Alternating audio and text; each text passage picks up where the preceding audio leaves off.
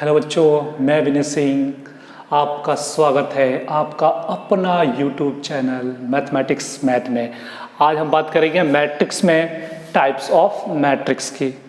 बच्चों, इसके पहले हमने बात किया हुआ है मैट्रिक्स का यूज, मैट्रिक्स को कैसे रिप्रेजेंट करते हैं और ऑर्डर ऑफ मैट्रिक्स की बात की गई है।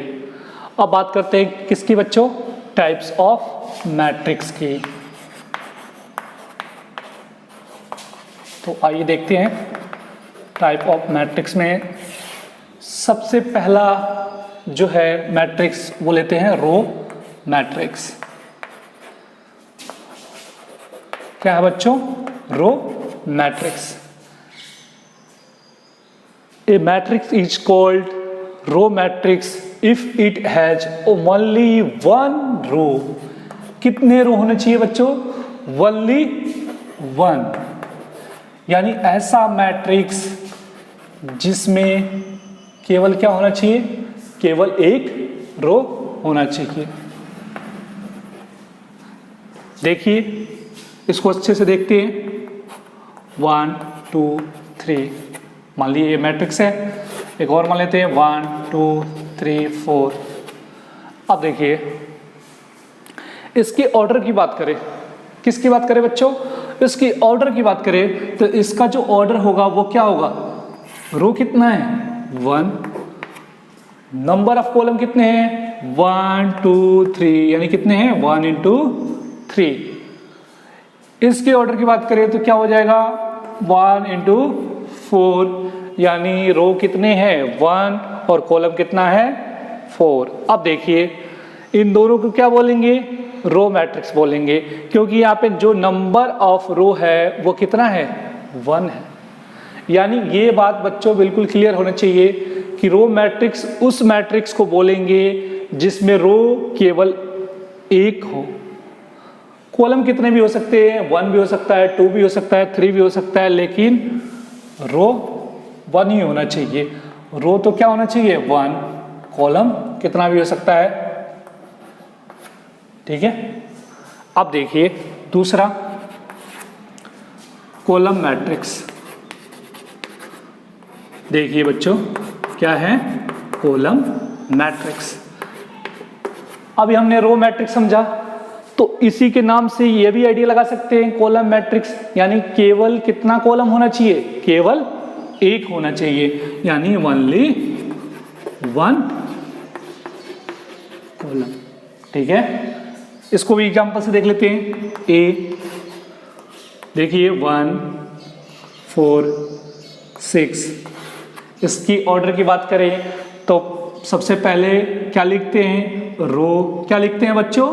रो लिखते हैं। तो रो कितना है? 1 2 3 इंटू कितना? कॉलम कितना है? 1 है। आप देखिए एक और मैट्रिक्स ले लीजिए, कुछ भी एलिमेंट डाल दीजिए, ए बी सी डी। क्या होगा? 4 इंटू 1, यानी कि कॉलम मैट्रिक्स के लिए जो रो होना चाहिए वो तो कुछ भी हो सकता है, लेकिन कॉलम कितना होना चाहिए? केवल एक होना चाहिए। तो इसको शॉर्ट में ऐसे भी लिख सकते हैं। अब देखिए इन दोनों टाइप्स पे एक क्वेश्चन देखते हैं, इससे आपको और क्लियर हो जाएगा। एक मैट्रिक्स है 3/5 का। B matrix is a row matrix of a. तो बी का ऑर्डर बताना है। देखिए बच्चों क्वेश्चन क्या कह रहा है? कह रहा है कि ए मैट्रिक्स है जिसका ऑर्डर क्या है? 3 इंटू 5। और बी क्या है? ए का रो मैट्रिक्स है, तो बी का ऑर्डर बताना है। तो देखिए बच्चों ध्यान से, रो मैट्रिक्स है तो रो कितना होना चाहिए? कितना होना चाहिए? कितना होना चाहिए बताइए? 1 होना चाहिए।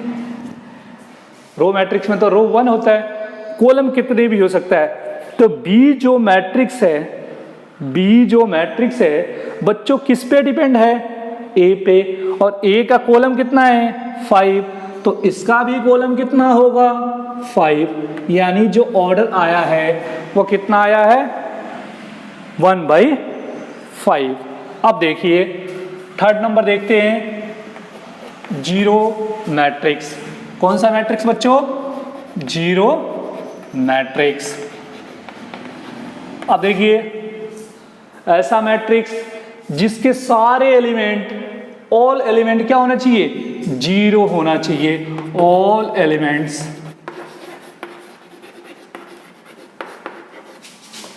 Are zero. अब देखिए इसको भी समझ लेते हैं, जैसे 0 0 0 0,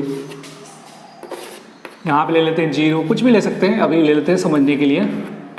अब देखिए इस मैट्रिक्स की बात करें, इसका नाम दे देते हैं ए, नाम कुछ भी रख सकते हैं, ए है। अब इसमें जितने भी एलिमेंट है, कितने एलिमेंट है बच्चों? 4 एलिमेंट है। कितने एलिमेंट है? 4। चारों के चारों एलिमेंट क्या होने चाहिए? जीरो होने चाहिए। है तो देखिए हाँ है, तो ये क्या है? Zero matrix. अब देखिए इसमें कितने एलिमेंट है? 6 एलिमेंट है। सारे के सारे एलिमेंट जीरो है।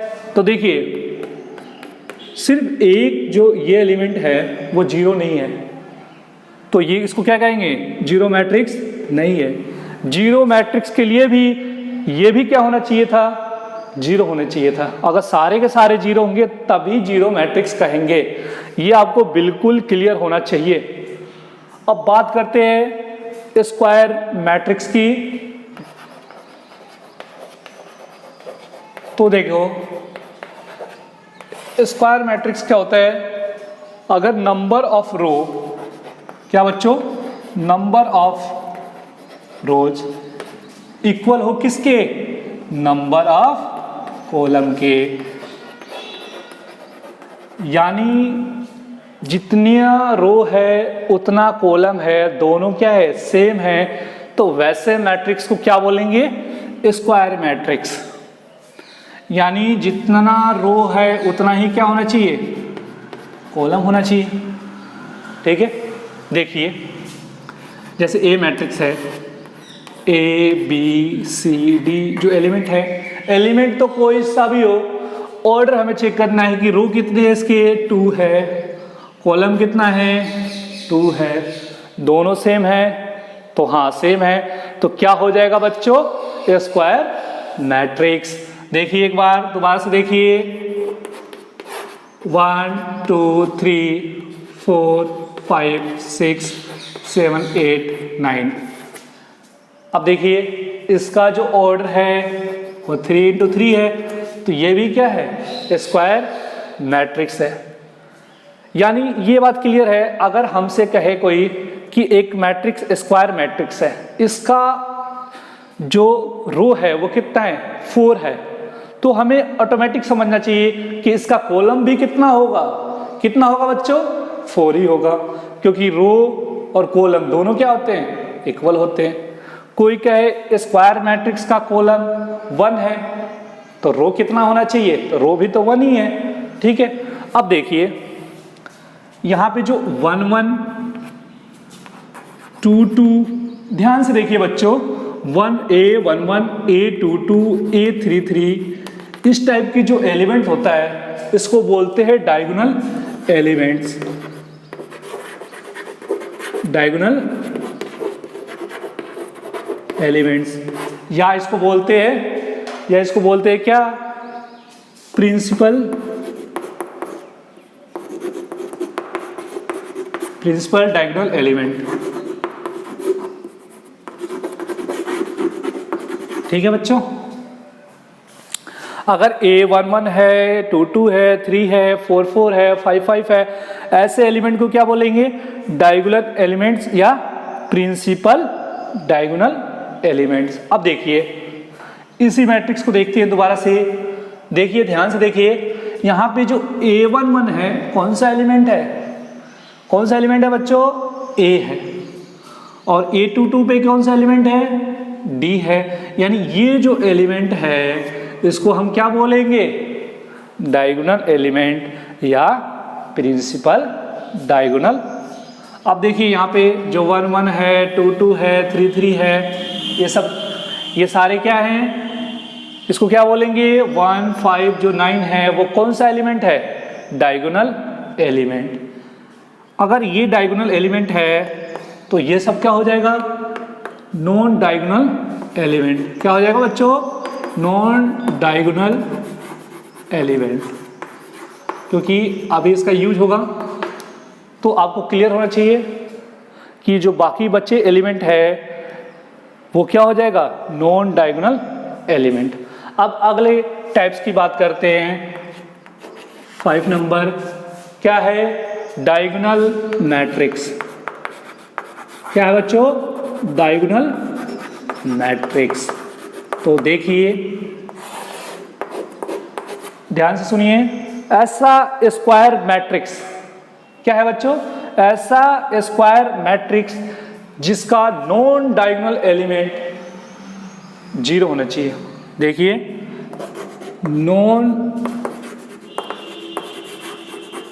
Diagonal element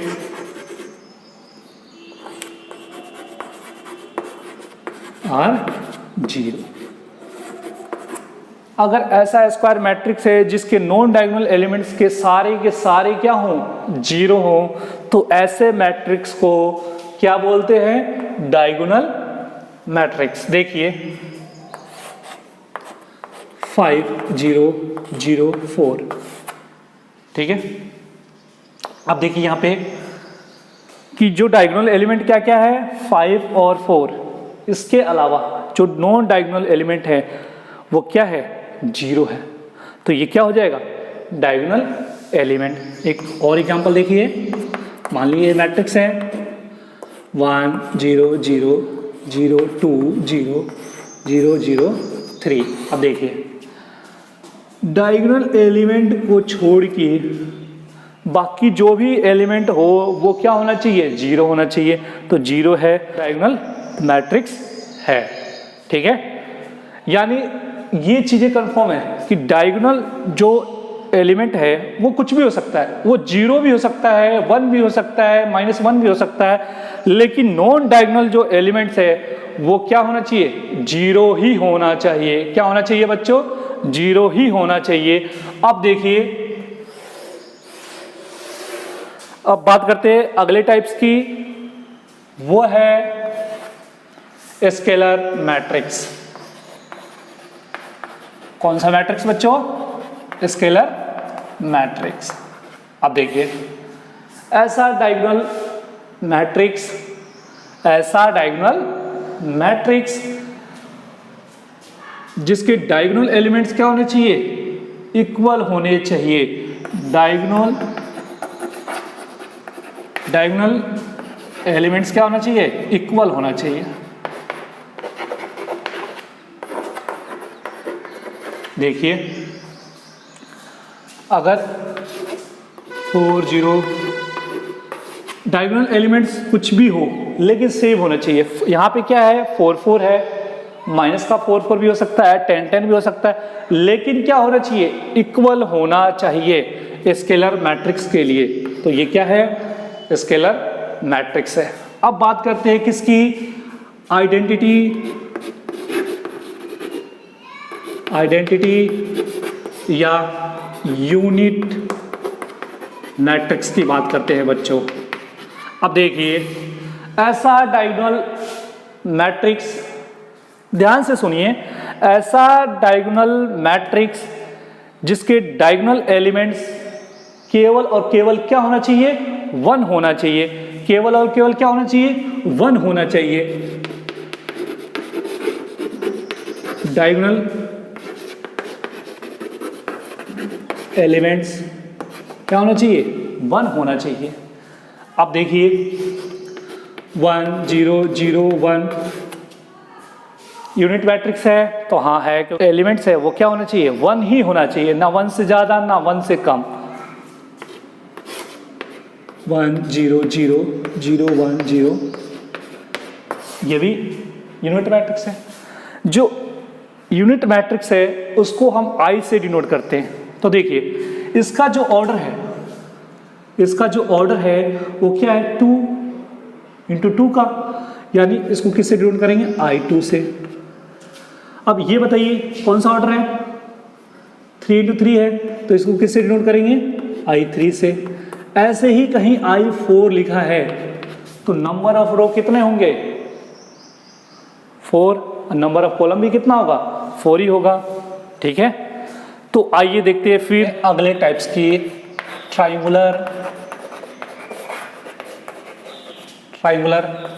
matrix. जो ट्राइंगुलर मैट्रिक्स है वो भी 2 टाइप्स के होते हैं। जो पहला टाइप है अपर ट्राइंगुलर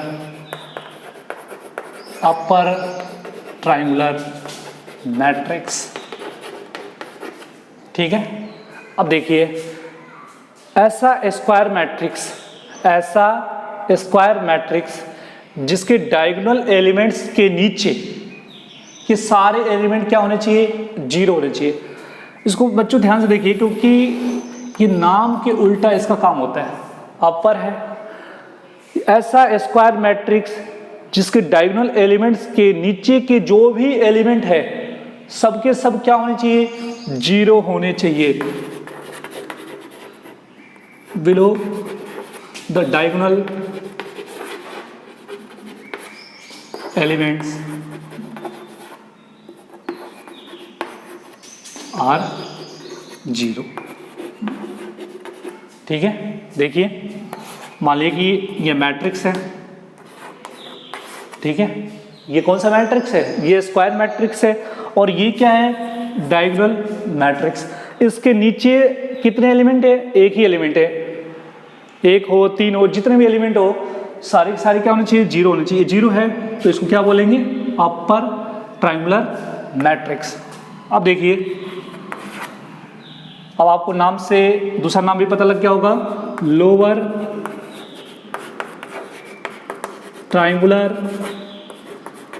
ट्रायंगुलर मैट्रिक्स, यानी ऐसा स्क्वायर मैट्रिक्स जिसके डायगोनल एलिमेंट्स के ऊपर सारे एलिमेंट्स क्या होने चाहिए, 0 होने चाहिए। देखिए कैसे,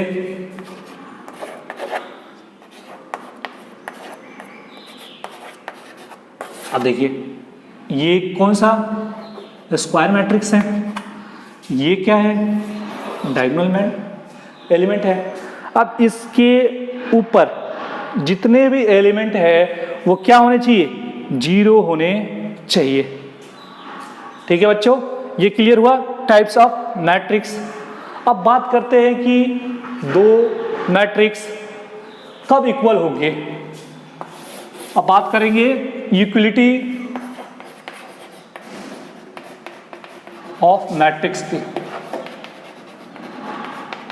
देखिए बच्चों, 2 मैट्रिक्स कब इक्वल होंगे, क्या कंडीशन होगी। तो जो सबसे पहला कंडीशन है वो क्या होना चाहिए, दोनों का जो ऑर्डर होना चाहिए वो सेम होना चाहिए। क्या होना चाहिए, सेम ऑर्डर होना चाहिए। ठीक है, दूसरी कंडीशन क्या है कि उनके कोरस्पॉन्डिंग एलिमेंट इक्वल होने चाहिए। कोरस्पॉन्डिंग एलिमेंट्स क्या होना चाहिए, इक्वल होने चाहिए। देखिए 2 मैट्रिक्स बना लेते हैं, 4 5 6 0, 4 5 6 1। मान लीजिए ये 2 मैट्रिक्स है, इसको कंपेयर करते हैं। 2 मैट्रिक्स इक्वल कब होगा, जब सेम ऑर्डर का होगा। तो देखिए इनका ऑर्डर क्या है, सेम है। दूसरी कंडीशन क्या है कि इसका कोरस्पॉन्डिंग एलिमेंट क्या होने चाहिए, इक्वल होने चाहिए। इसका मतलब 4 यहाँ पे है तो यहाँ भी क्या होना चाहिए, 4। यहाँ पे 5 है तो यहाँ भी क्या होना चाहिए बच्चों, 5। और यहाँ 6 तो यहाँ भी क्या होना चाहिए, 6। लेकिन यहाँ पे 0 है तो यहाँ पे क्या है, 1 है। यानी ये तो इक्वल है ही नहीं, तो इसको इक्वल मैट्रिक्स नहीं बोलेंगे। या तो यहाँ होना चाहिए था क्या, 1, या तो यहाँ पे हो जाता क्या, 0। अगर 1 को 0 ऐसे कर लेते तो ये दोनों मैट्रिक्स क्या है, इक्वल मैट्रिक्स है। एक छोटा सा क्वेश्चन देखते हैं। मान लीजिए कई बार ऐसे आ जाता है, बिल्कुल समझने के लिए एक छोटा सा क्वेश्चन देख लेते हैं। X Y A B equal 4 5 0 -4 बोल देगा कि इक्वल मैट्रिक्स है तो फाइंड करें, find the value of A B X Y. तो बिल्कुल से इजी है, एक्स किसके इक्वल होगा 4 के, बताइए बच्चों y किसके इक्वल होगा 5 के, a किसके इक्वल होगा 0 और b किसके इक्वल होगा -4 के।